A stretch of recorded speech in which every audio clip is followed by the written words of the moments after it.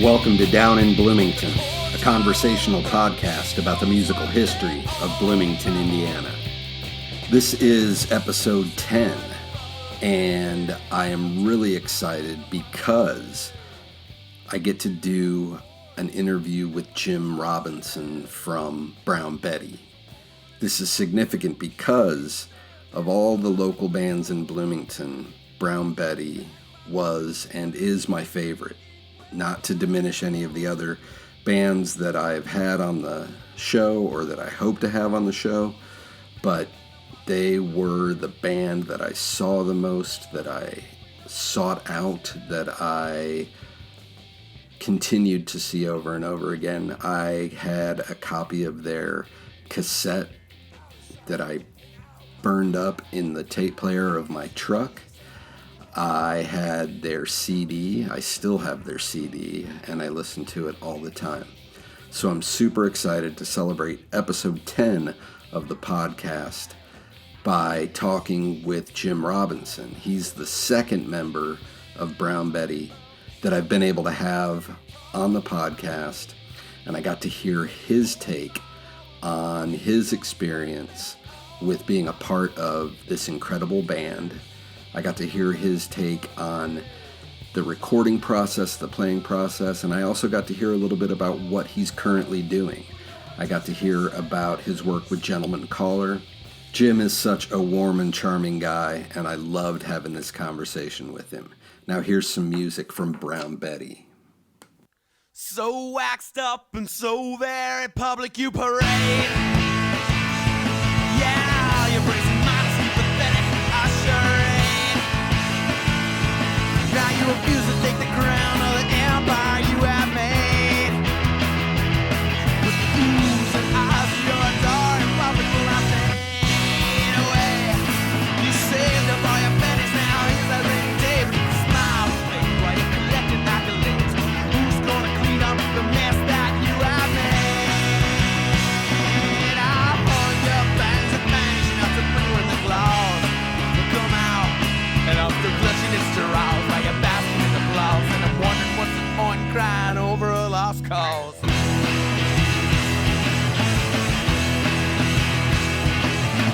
So demure and so sure you'll never be loved. Yeah, and all the while you're kicking broken hearts under the rug. It's so sad about you, but at least you're well thought of. Yeah, you're such a lovely girl, it's a dream. Especially among the love stuff left tangled in your shoes. Everybody knows you're sweet, and I know that you can scream, but I can't stand it when you're burying your teeth. Oh, hung up bangs and bangs, you're not so pretty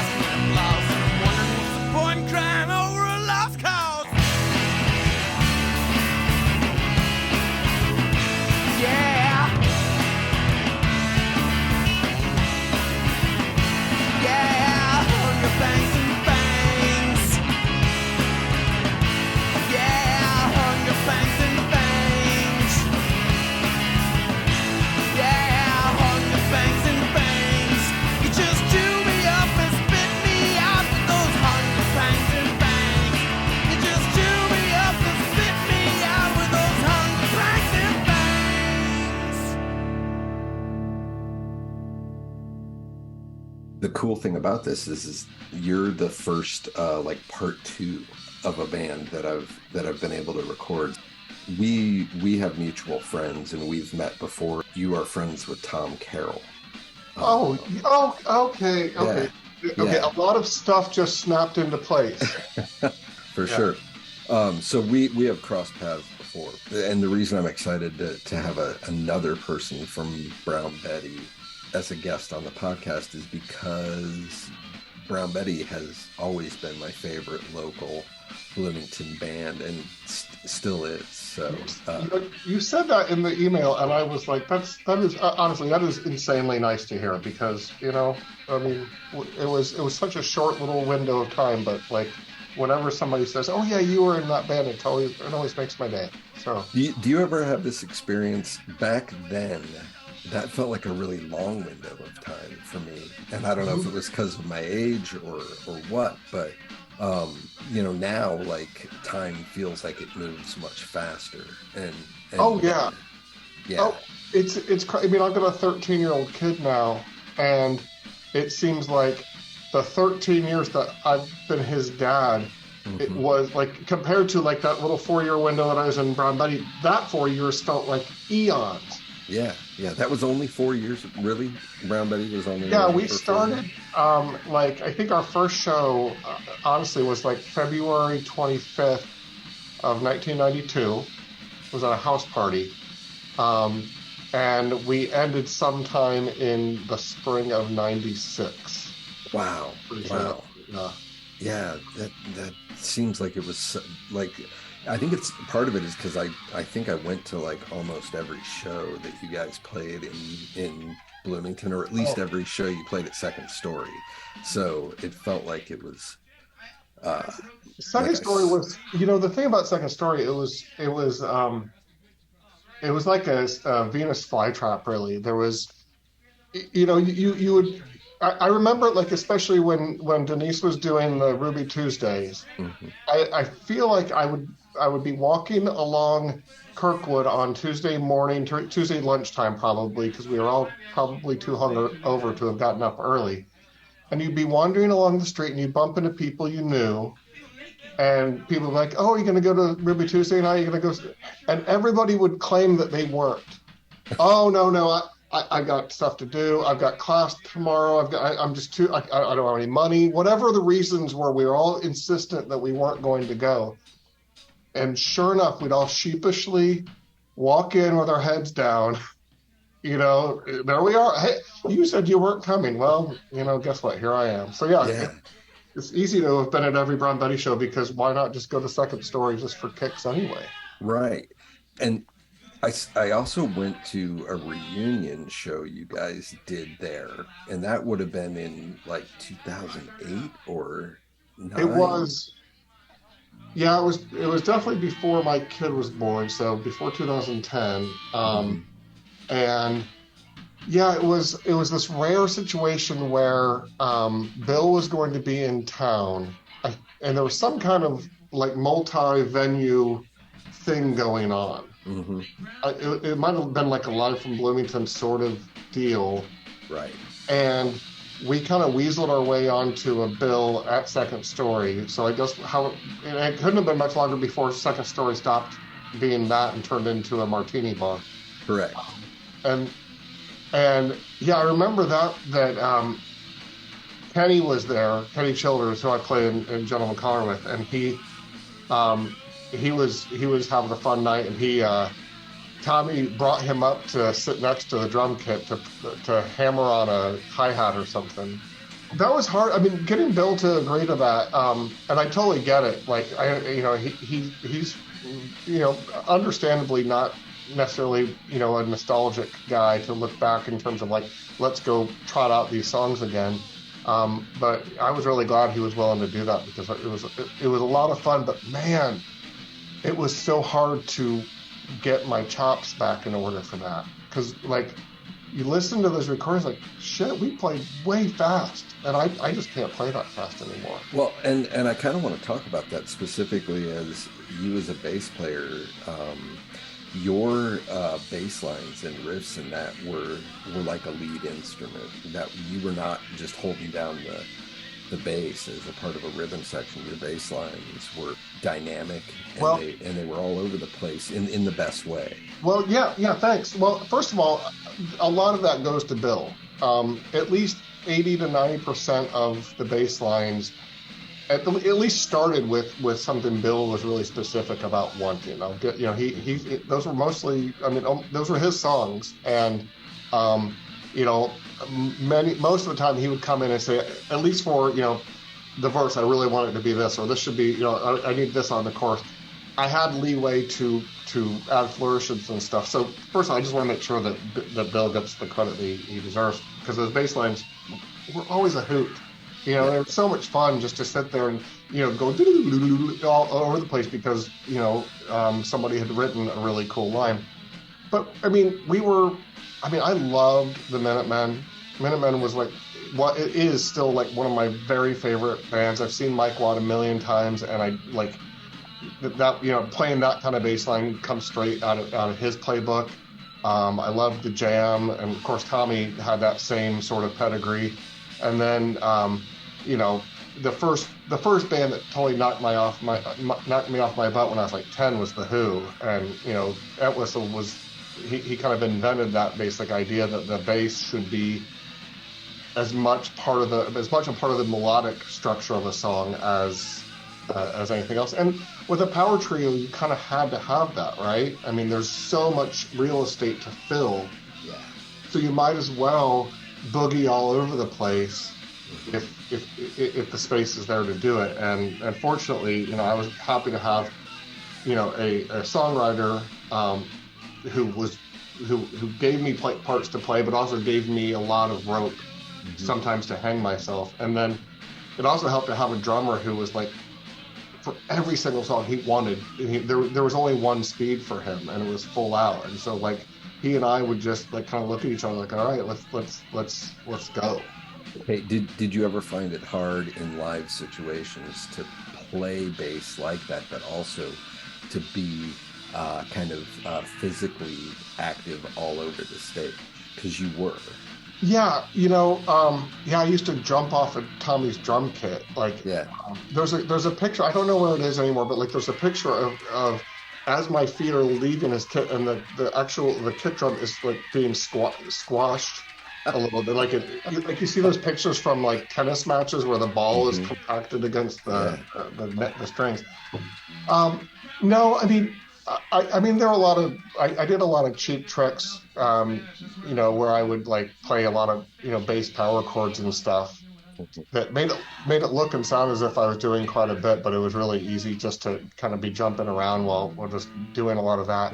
And I would end nights with the bit of skin on my pick finger, on my index finger, was always just totally ripped off to shreds, and there would be little flecks of blood all over the scratch plate on the bass. But part of it was, especially at Second Story, where the stage was right there, right? You were right up with the fans, the kids who were out there to see this, and there was such a give and take that there really wasn't any choice but to jump around like a fool, right?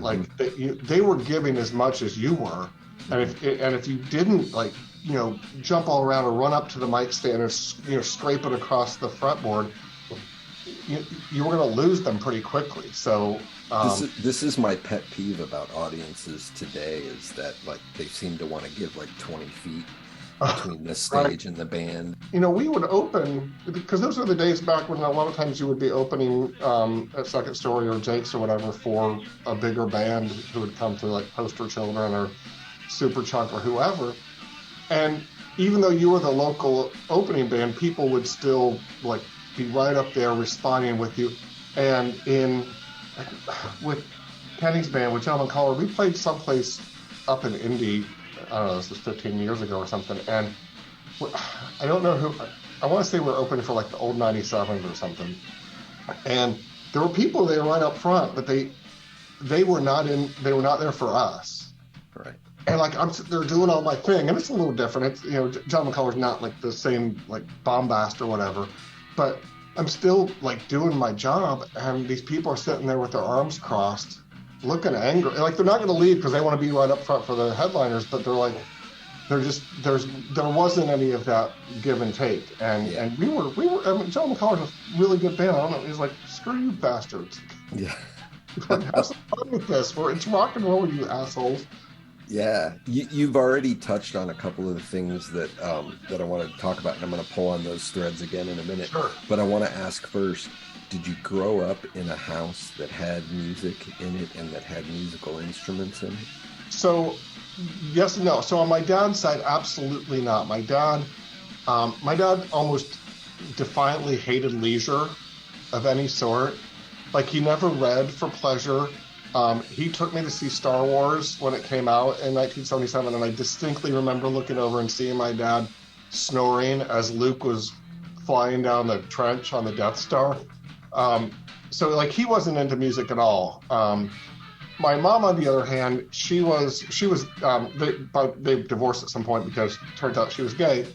And so I grew up, she had all this, what they called women's music back then, but it essentially is lesbian music. And they had like Chris Williamson and Anne Murray and all so I heard a lot of this sort of like stuff. And my sister, my older sister was a violinist and then a cellist. So she was like a couple of years older than me. So she was like, so there's a lot of music around. Yeah, like the first things that really stuck out were like soundtracks.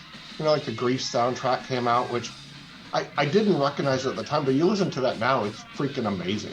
Like the bass work on that album. Like listen to the bass line on Hopelessly Devoted to You.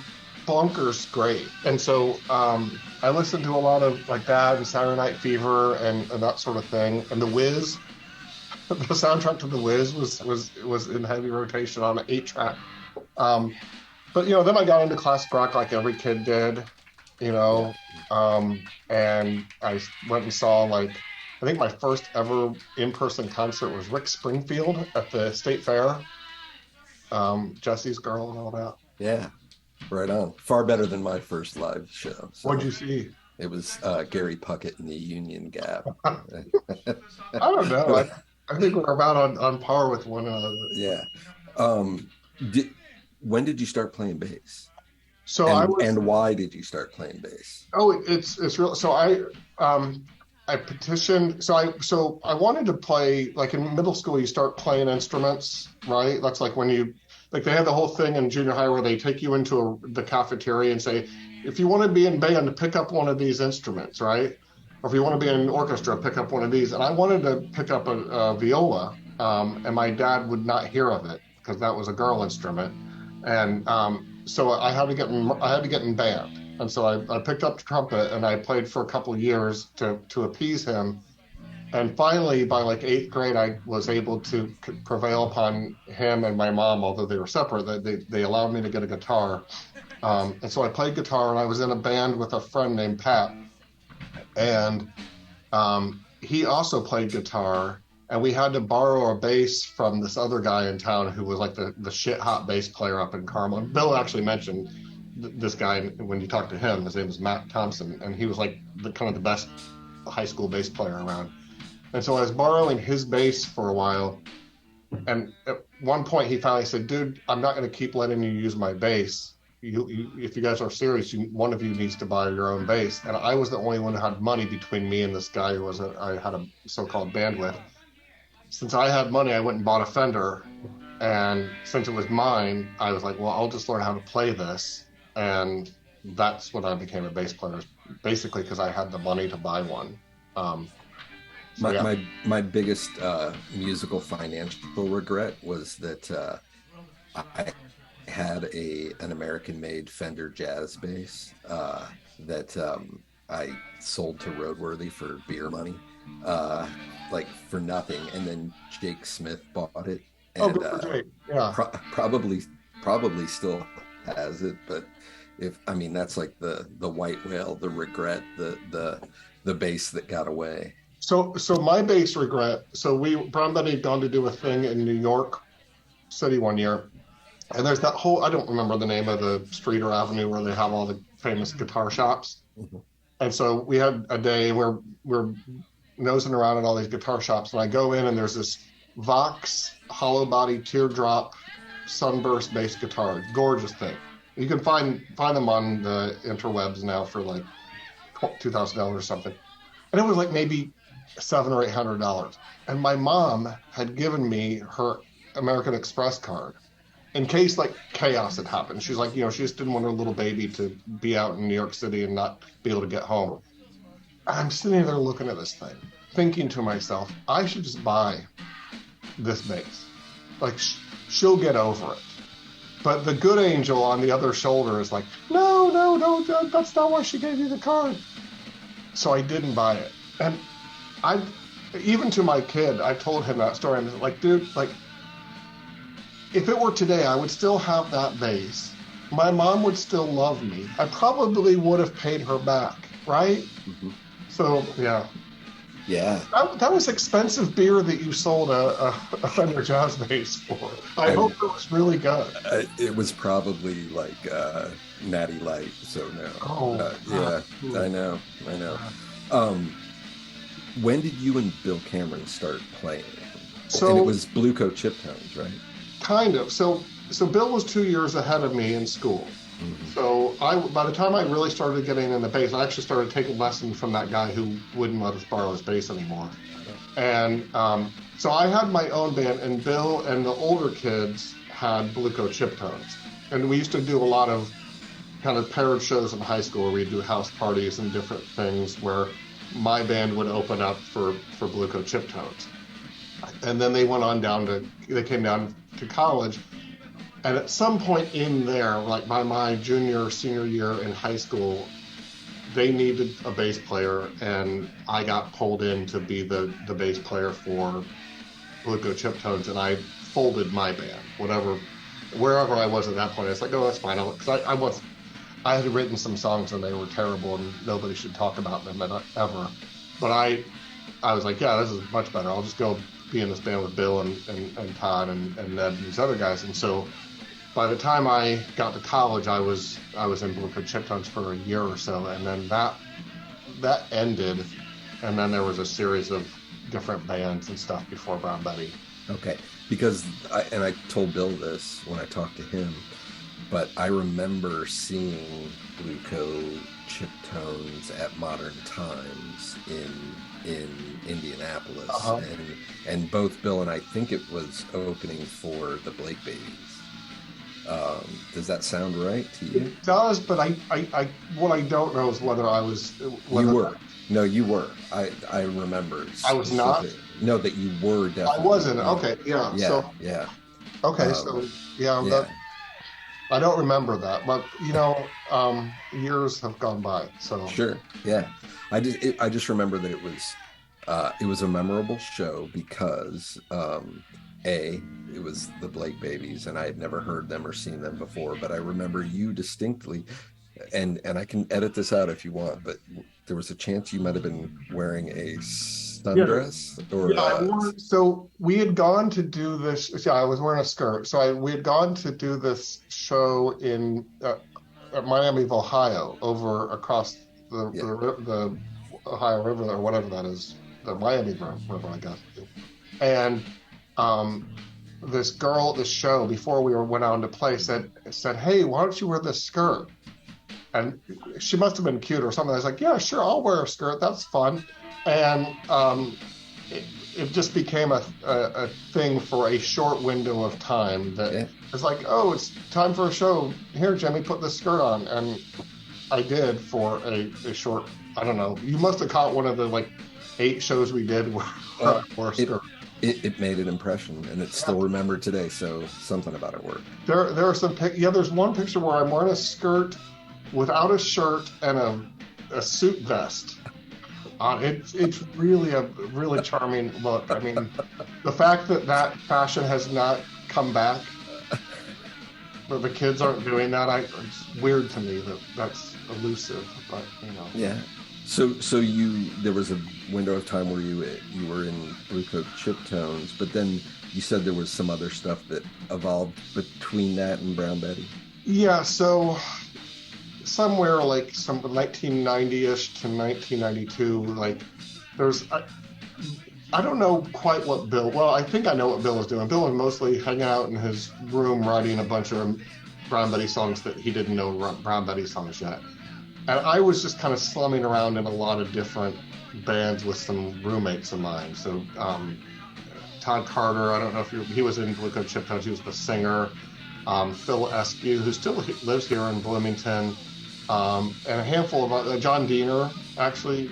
So a bunch of people. It's just this kind of swirl of different bands.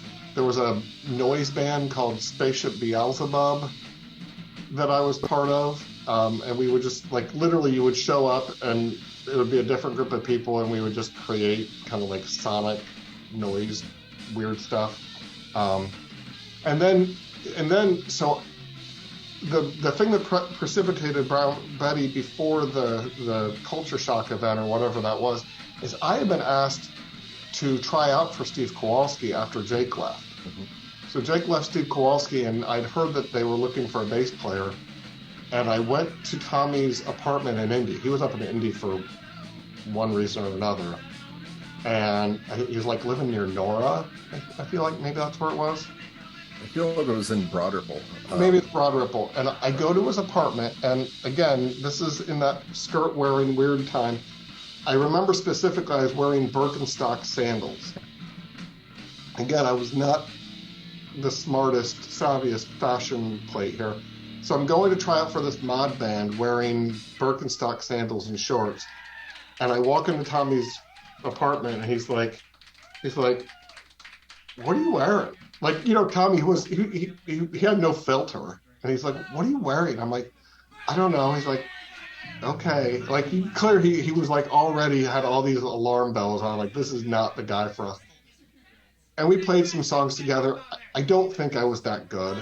I really don't. I wasn't. And so I didn't get the job. And Brent, that's when Brent Olds jumped in. Which was I knew Brent, and like it was completely the right thing for Steve Clark. Brent was great, and so Brent was the one playing with them at that Culture Shock show, and I was feeling down in part because I wasn't in a band that rocked that hard, but I also was because I wasn't specifically in that band that rocked so hard. Although it was definitely I certainly had no business in that band wearing my Birkenstocks and whatnot. But that's when, and so at some point, that's where Bill said, let's go home or go to his place. And he had easily like 20 songs that he had just been writing, as far as I recall, that he had all these songs ready. Like Bone Meal was just like fully formed. He's like, here, do this on the bass when I do this other thing, and it's going to sound really great. I'm like, yeah, that's fucking amazing. So yeah, and Pocket was like completely done, and that explains though. It almost seemed like Brown Betty, like just appeared fully formed out of nowhere, without like any warning at all. Yeah. And your story explains that those songs were already germinating. Yeah, I mean, I really think Bill just was in his room with his Proco Rat pedal set on 400 and, just totally just, threw out, just wrote song after song. And then it was just this perfect time where I was like, well, let's do something. And we did it. And, we got lucky and listened to Tommy when he said he could play drums. And, that was that. Do you see the kind of parallels between Brown Betty's sound and a little bit of like the Grant Hart side of Husker Du? Oh yeah, I mean, yeah. Bill was talking about that, like Husker Du. I was actually texting with some other folks the other day about shows we had seen, and I was insisting to them like, I saw Husker Du on one of their last tours, and they're like, no, you were too young. I was like, no, I know. It was the Arlington in Indy. It was 1987, and I went. The internet's wonderful because you can actually go and find not only shows but set lists from like 1974 or something. Yeah. And in fact, it was a Husker Du show. Yeah, that was like Zen Arcade and all that was in such heavy rotation. It's really totally what we listen to. And Bill always has, like, what he does really well with songs is create characters and stories. And he populates these songs with these little kind of vignettes of people, and I think that's a lot of what Husker Du was really good at, right? It was like, why is this punk rock sound smarter than all the other punk rock? It's because Bob Mould and Grant Hart knew how to create characters and stories, right? Yeah. And that's what Zen Arcade is all about. It's like Tommy. Yeah. It's a punk Tommy essentially. Yeah. So you started playing. So Brown Betty started playing in Bloomington, and were you playing house shows first, or were you playing at Second Story or Jake's? Or well, so our first, I think our first show was like February. It was sometime in February. I know February 25th might have been the first Second Story show, but we did a house show earlier that month. It was February '92, and I have a bunch of digitized stuff that you may not have access to. I could share some. I think Sean Benham, right? I know who they are. Yeah. Yeah, Sean's got I had a big box of cassette tapes of all these shows over the years, and he digitized a bunch of them and put them on, not Bandcamp, but some other musical family tree. No, it's not. It's not like a public facing like warehouse, but I'll if I can find the link, I'll send it to you because you dig. Even the very first ever Brown Betty performance is on there. Oh, that would be great. I'll send it to you, and then if you want to mix it in on this thing, that would be a dream come true. Yeah, because you could actually hear on the first one we're playing that cover of The Hustle that we did. Yeah. It's like the very first notes that you ever hear us play, and a friend of ours in the background you can hear him saying, I think it's called Brown Betty, because nobody even knew what the name was at that point. So, that's great. But then, the first Second Story show was a couple weeks later, and it was an Urnite. It was one of those Urnites so it would have been us, and who knows, Walking Ruins or somebody else, and then David Miller, the Oot House jazzy thing that they used to do. Yeah. And whatever other weird stuff that Denise foisted upon the world, I mean, what a treasure, really. You've had people on to talk about Denise, I'm sure, but she is as much to do with how cool Bloomington was in that time as anybody else. She basically was willing to take a spin on anything somebody offered up musically and said, here, I'll give you a place to do it.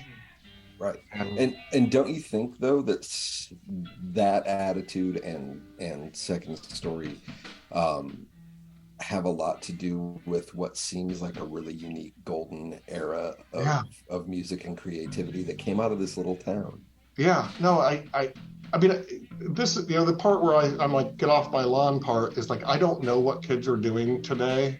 Mm-hmm. I don't know where they play. I mean, I know that there's the Orbit Room, but it's really tiny. Yeah.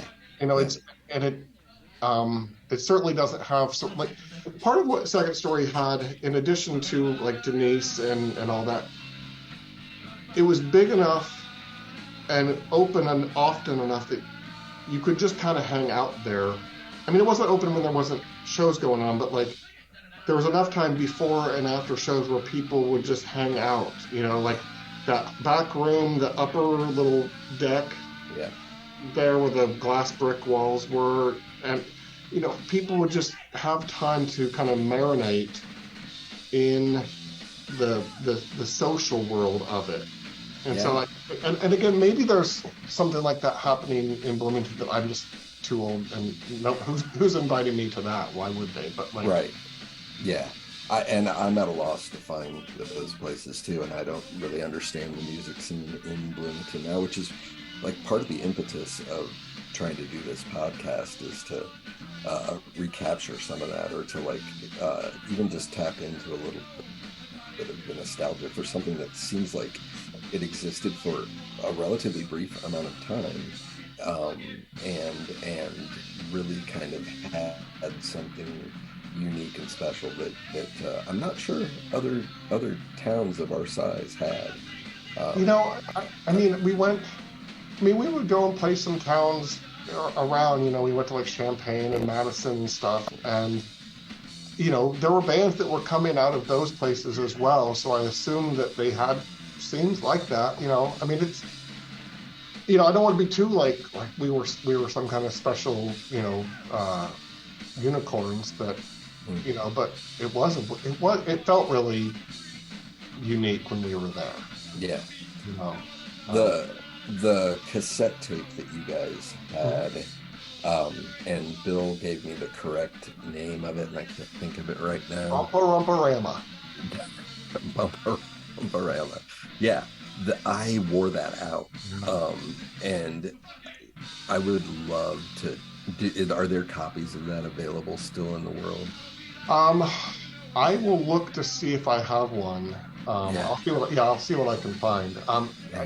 It's not on Musical Family Tree. Is that?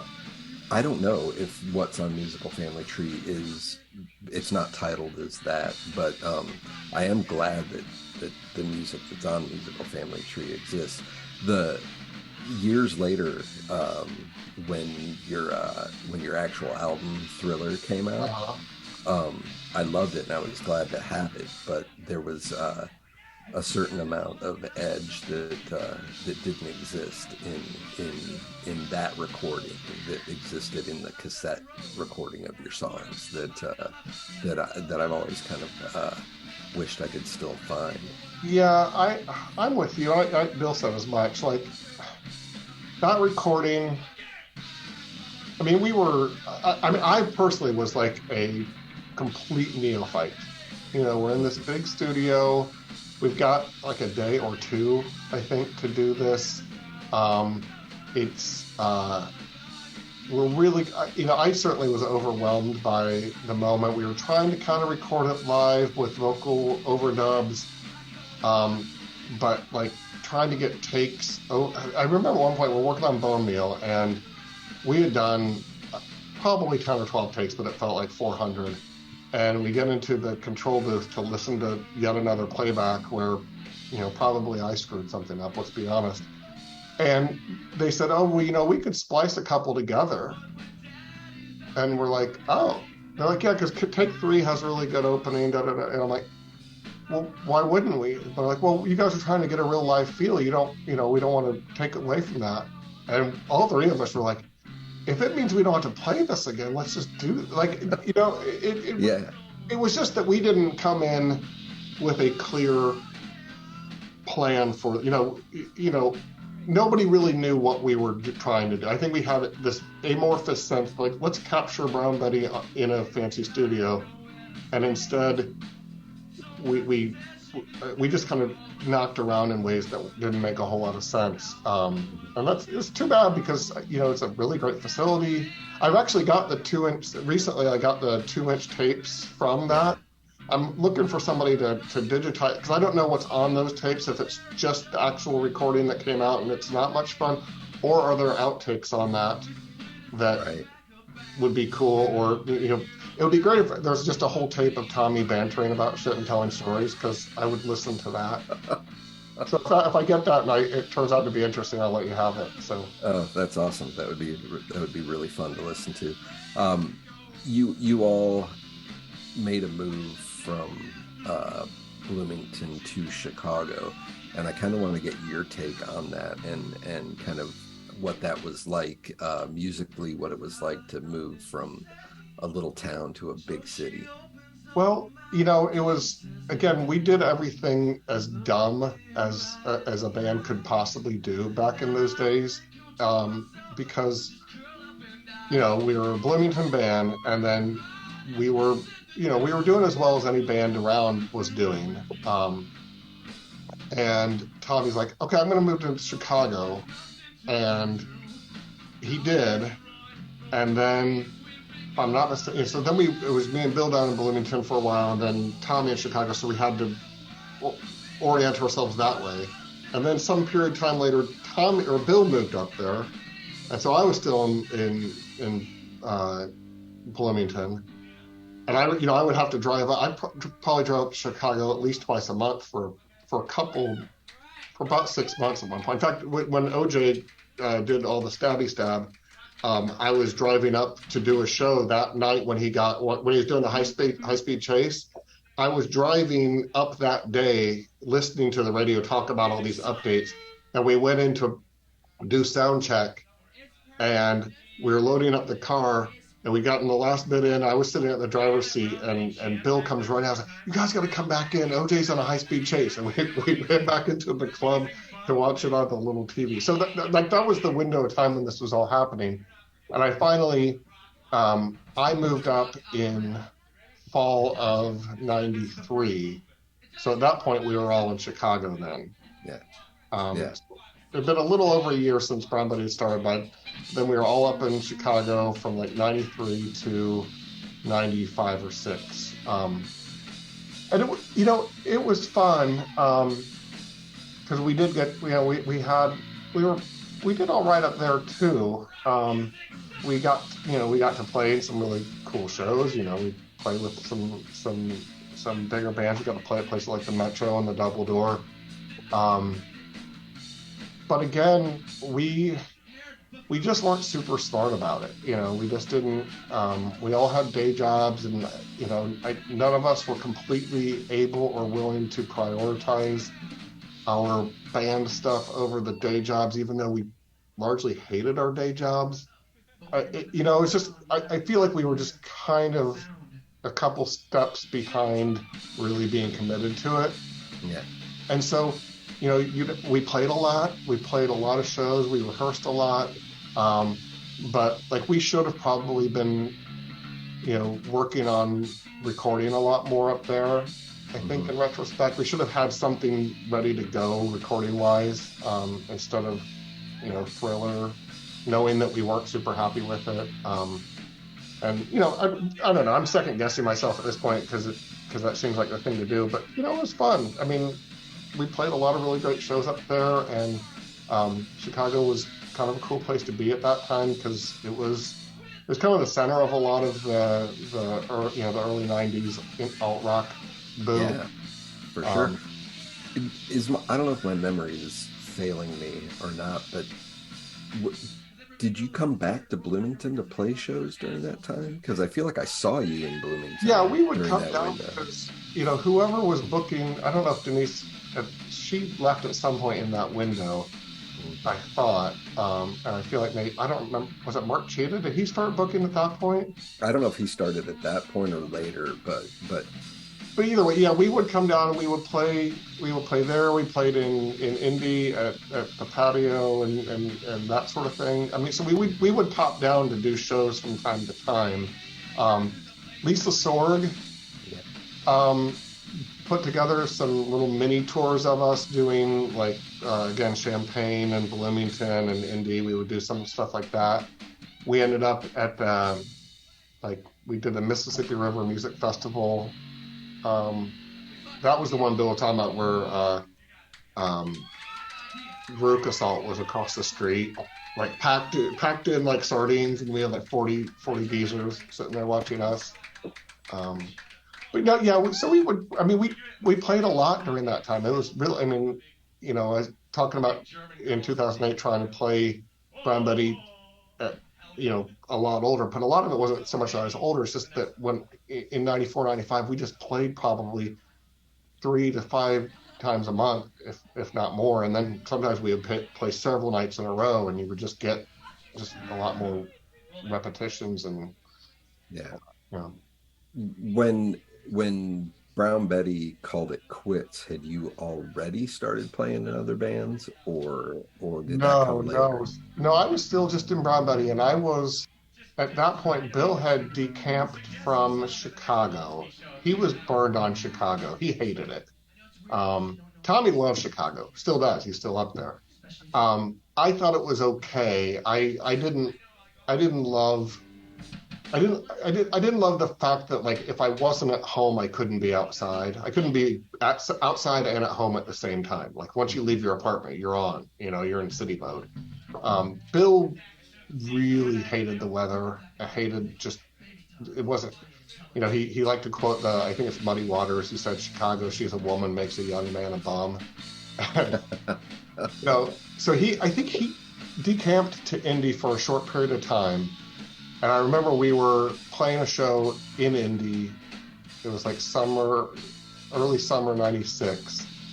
And our friend Ned lived in Broad Ripple. And so me and Bill and Tommy were there hanging out before the show. And that's when Bill was like, I think I might be moving to San Francisco. I think that's what happened. And Tommy and I were like, wait, what? He's like, yeah, I think we're done with this. And yeah. There might even be pictures of that conversation, because our friend Ned, I feel like he kept taking pictures with his camera.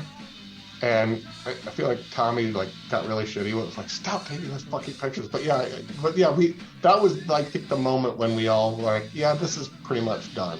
Where we went and played that show, and I think that might have been the last one prior to that thing. Yeah.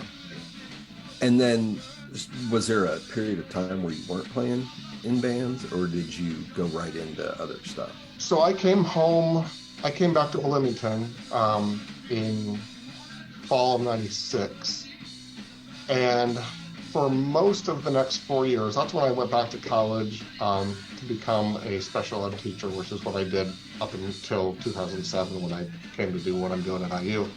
And I played again with some of my friends like Phil Eskew and stuff in some one-off things here and there, but I really wasn't playing much of anything.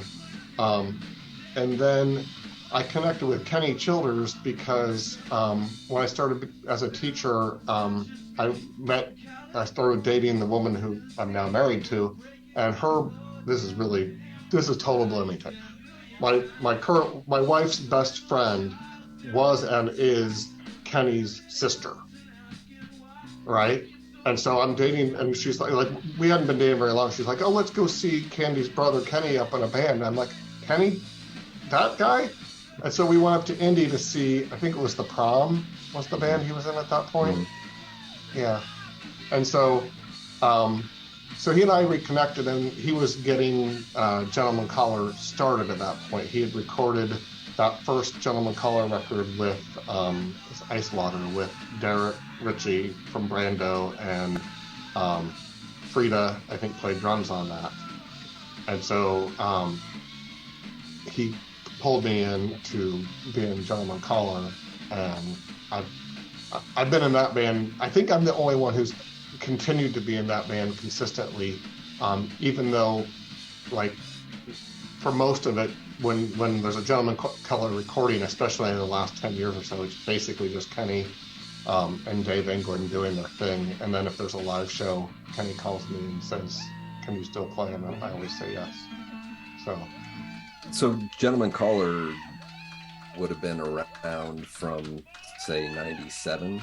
Oh, no. This would have been 2001 or 2. Okay, so there was a sizable kind of... Yeah, I didn't do much in the late 90s. I didn't play much. I played a handful of shows here and there, again, with some friends of mine like Phil Eskew and some other people. So did you find it easy to get back into playing, or was it... did you lose your chops? Well... It didn't matter as much because Kenny didn't want all the mucky muck. Mm-hmm. You know, he was not interested and isn't he especially in the early days of Gentleman Caller, he really wanted bass lines that were a lot less melodic, a lot less intrusive, and that sort of thing.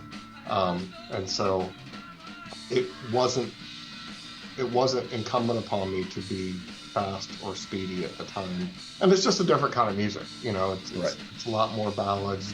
I mean, we definitely can get noisier and faster, but it's not power punk. You know, so I'm not called upon to do that. I've actually been working a lot more in the last couple years since COVID, because COVID I didn't do much of anything either. Kind of seems like most of us didn't. Yeah, nobody did. Yeah, let's not do that again. That was really dumb. But since then, I've actually been playing a lot more, just even in my music room downstairs a lot, just to get my chops back up. And I feel like I'm probably in as good a shape as I've been in a while. So that's nice.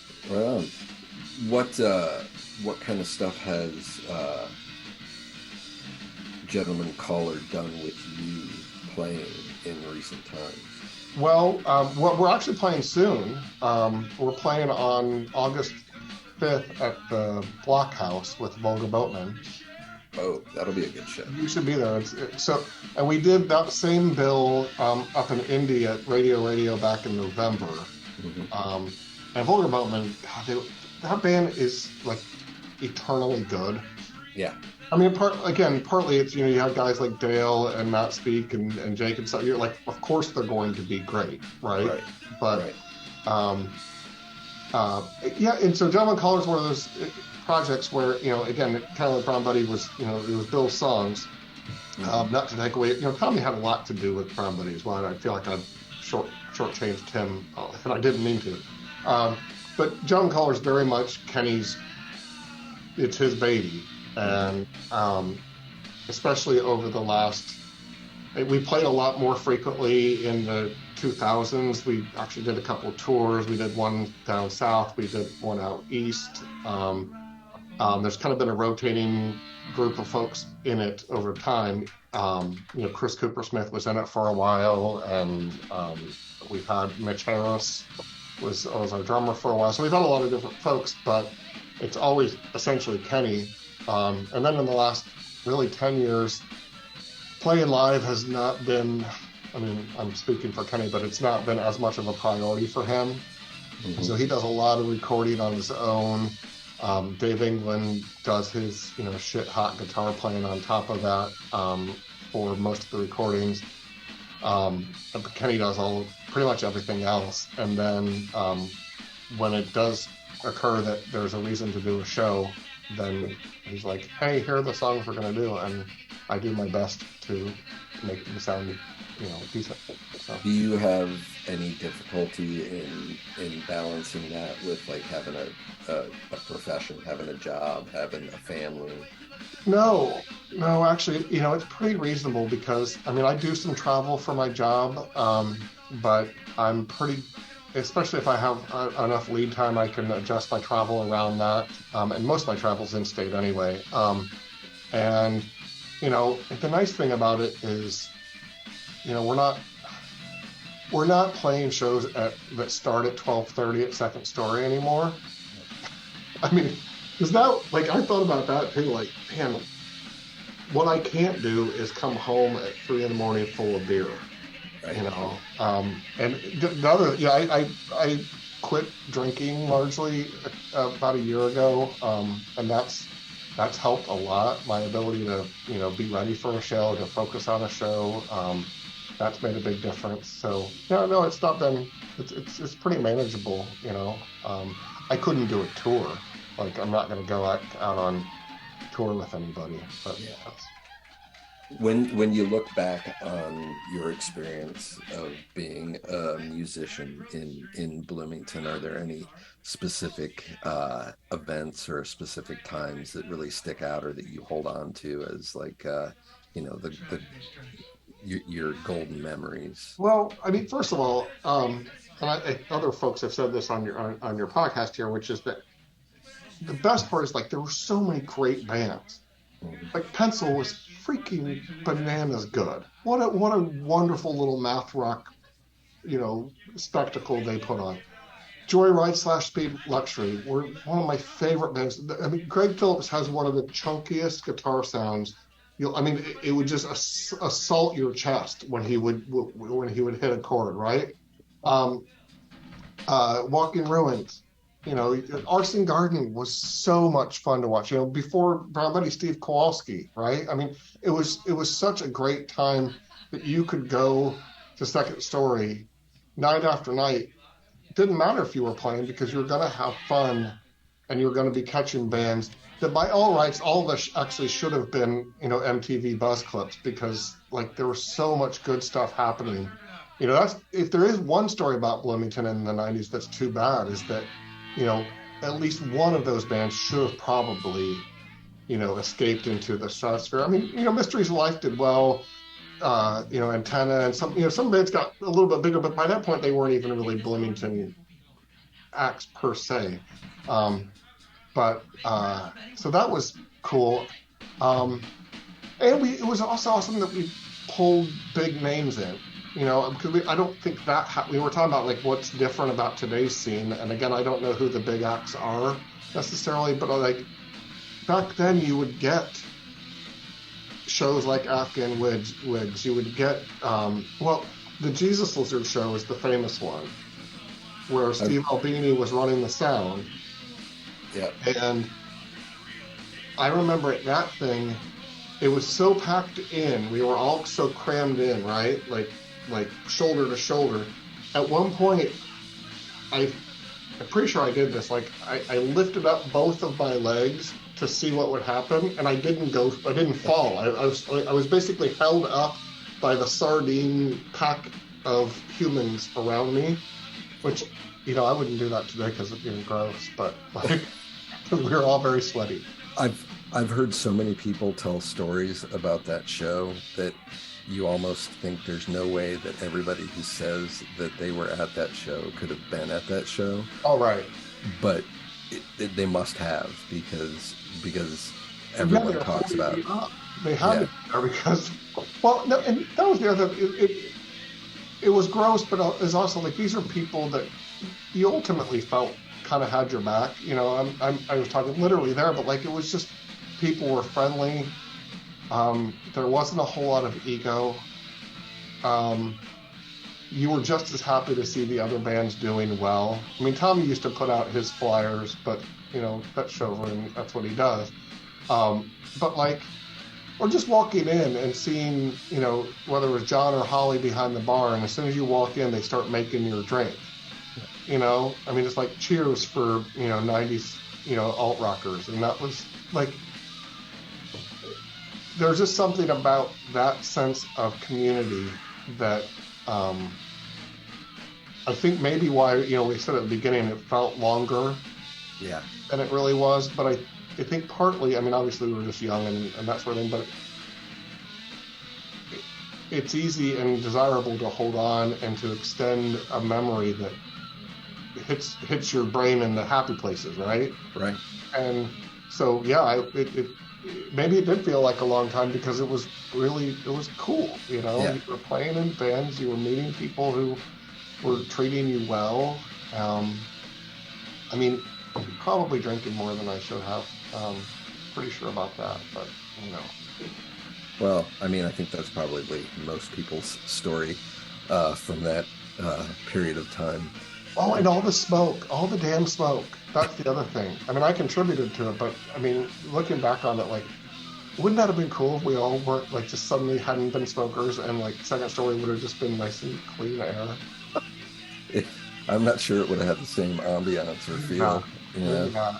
I just remember you'd wake up in the morning and your pillow would just be, like, foul. Yeah. Yep. I sometimes I do this weird mental time travel where I think like, okay, so Brown Betty broke up in 1996, right? So that's what, like 27 years ago, right? And 27 years before 1996 would have been like what, like Altamont would have been like the era of and that seems like that seemed ancient, but 1996 doesn't seem that long ago.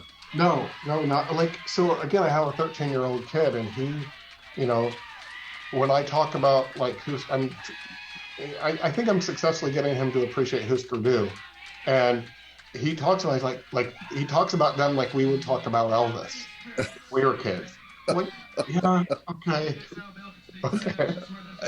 Completely. And so I have a 14-year-old kid, and I have never successfully gotten him to listen to any of the music that I like, and occasionally he will get interested in bands that I liked, but only because they're in video games. Oh, right, yeah. not because I've done a good job of introducing him to music, but I try on the regular to get him to like old local bands, and so I don't know if it's just the way that modern kids experience music or what, but it's not the same. I don't know what the trick is. I know that streaming music is it makes it hard because the song is the unit as opposed to the album. Right. And I know that, like, for us, you would buy an album and you didn't have a whole lot, or a CD, and you didn't have a lot of money anyway. So you go and you get double nickels on the dime, and you've spent 13 bucks or whatever it was, and that was all the money you had. So you're like, this means a whole damn lot to you. Right. Right. Whereas if you can just hit play on Bermuda, you're like, oh, Minutemen are cool, but now I can hit play on whatever stupid crap they listen to these days. Right. They carry equal weight. Yeah. Whereas like back then, it's like, okay, well, I have to listen to REM and the Minutemen because that's all I can. I don't have time for Madonna anymore. Right. Right. And yeah. Not anything against Madonna, but I just don't have the money to spend on Madonna. Right. Exactly. It's a really interesting thing, and I think it's part of why this kind of nostalgia project has been important to me. I want to capture, and you know what? There's probably not that many people that are ever going to listen to this, but I want to have like a document from the people who were there telling what it was like and what they experienced. I want to be able to preserve that.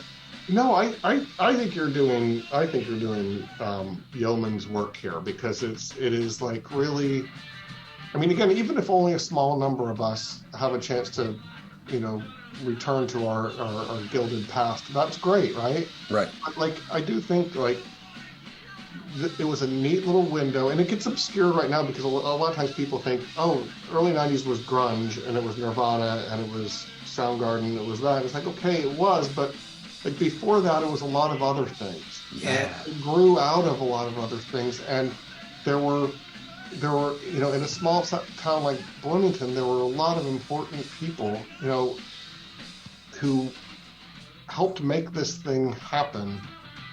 Yeah. Like Lee Williams we haven't even mentioned him. Lee Williams was a huge part of making this thing a viable. He's still important here in town. We have Lotus and all of that, but like, if people don't understand what made that happen, it just gets lost. Yeah. Yeah.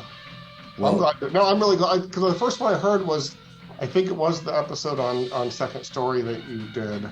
Yeah. I was driving somewhere. I was like, what's this? Came across the Facebooks.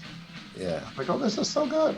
Well, thanks. The audio quality on it was absolutely horrible. I've hopefully learned a few things in the meantime, but it's been fun to collect these memories, and I'm really grateful that you took the time to come here and talk about this, because I totally appreciate it. I will try to see if I can get you a link to those cassettes that have been recorded, because there's some fun. I mean, the best part of them actually is Tommy and Bill's banter. The songs are fine, but like listening to those two kind of heckle each other. So that was a big part of why going to see Brown Betty was so much fun, was because of the stuff that happened in between all the great songs. Oh yeah, and yeah, those two are hilarious people. I mean, that's part of it. They're just really funny, and there were times I used to do a lot of the driving, and I would like sometimes have to pull over on a highway and stop and say, okay, I can't keep driving until you guys shut up, because I'm going to wreck, because it's so fucking funny. I still, like, sometimes I'll make little jokes to my wife or my kid that are straight out of Tommy's playbook or Bill's playbook, and they look at me like I'm insane, and it's an inside joke that there's no way they would know.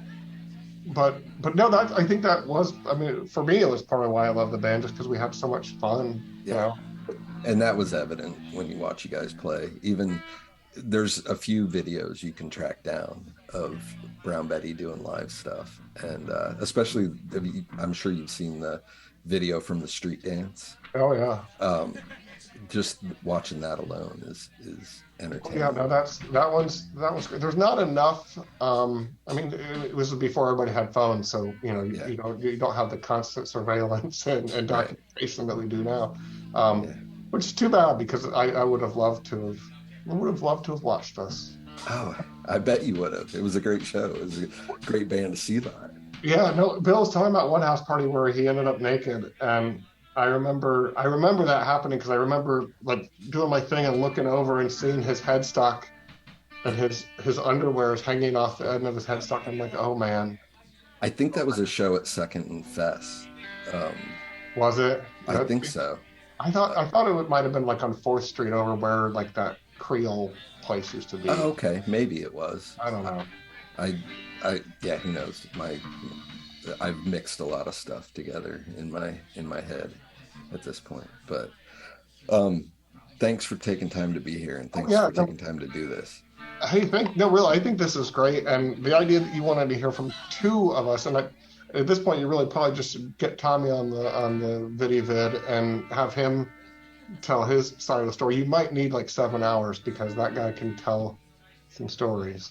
Well, yeah, I would be interested to see how that would translate to the podcast medium. No, you have to make a special video episode. Well, maybe I will.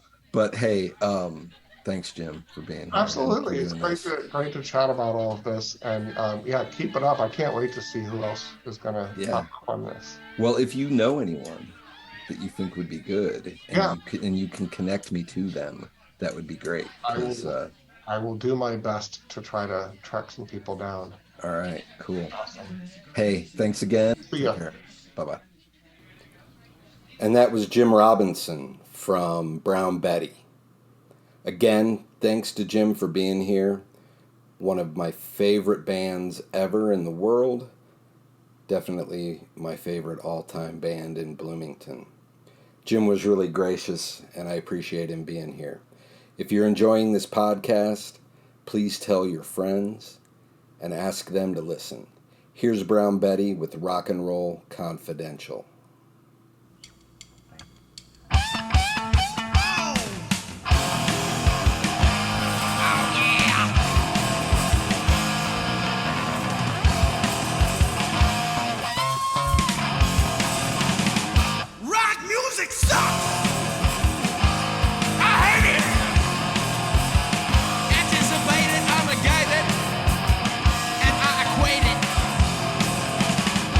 Big-head buffoons straddling electric guitar with baguettes and their spandex.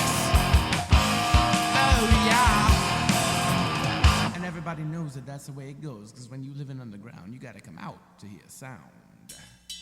Sniffle.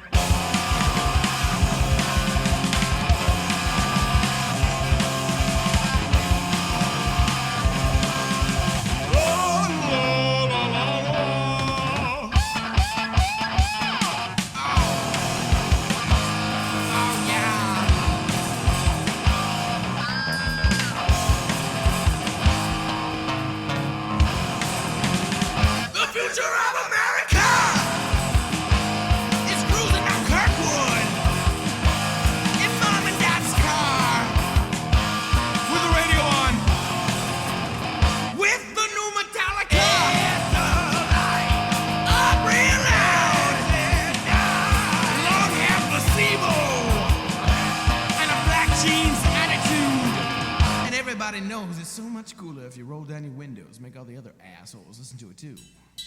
Sniffle.